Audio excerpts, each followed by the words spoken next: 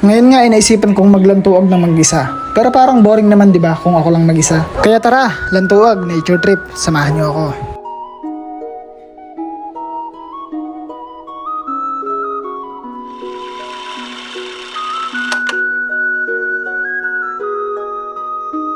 Pagkalipas nga ng halos ng ilang buwan, sa wakas nga ay nalapatan ko na rin ang boses tong naging lantuag ko nung nakaraan. At kung tutuusin nga ay medyo matagal-tagal na nga rin pala nang ginawa ko tong content. Wala namang nagtatanong, wala, share ko lang.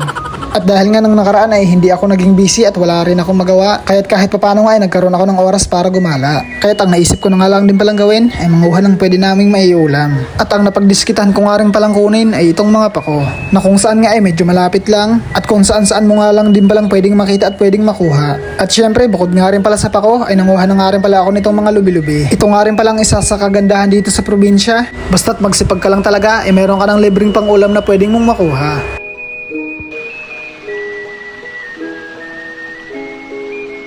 At dito nga rin pala sa lugar na napili kong puntahan, ang ilog nga ay sobrang lapit lang. At dahil nga nandito na lang naman din ako, kaya't mangunguha na din ako ng susunang may pangsasahog ko.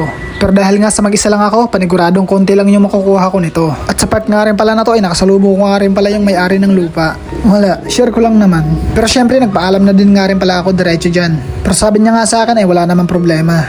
Dahil nga hindi naman lahat yan ay napapakinabangan. At karamihan nga dyan ay hindi naman nakukuha at nasasayang lang. Nasasayang lang? Parang effort mo, nasasayang lang. Aray mo.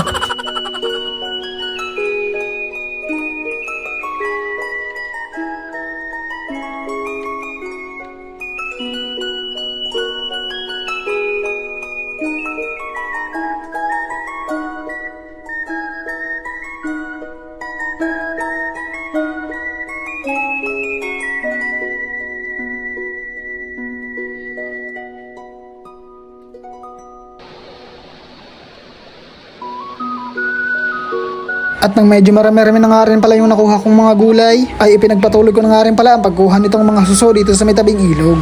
At ito na nga rin din pala ang gagamitin kong pangsahog. At sa pagkuha nga rin pala nitong mga suso ay kailangan talasan mo ang iyong mga mata, dahil nga madalas ay hindi mo sila basta-basta makikita. Nang matapos na nga rin pala ako manguha nitong mga suso, ay nanguha na nga rin pala ako nitong mga kawayan. At ang naisip ko nga nito na pwedeng paggamitan, syempre ang pinakadabis na pwede natin ditong gawin, ay ito nga ang gagamitin natin na lutuan sa susunod kong magiging content. At dahil nga wala na rin ako maisip na pwede pang maidagdag, kita-kits sa susunod na lantuag.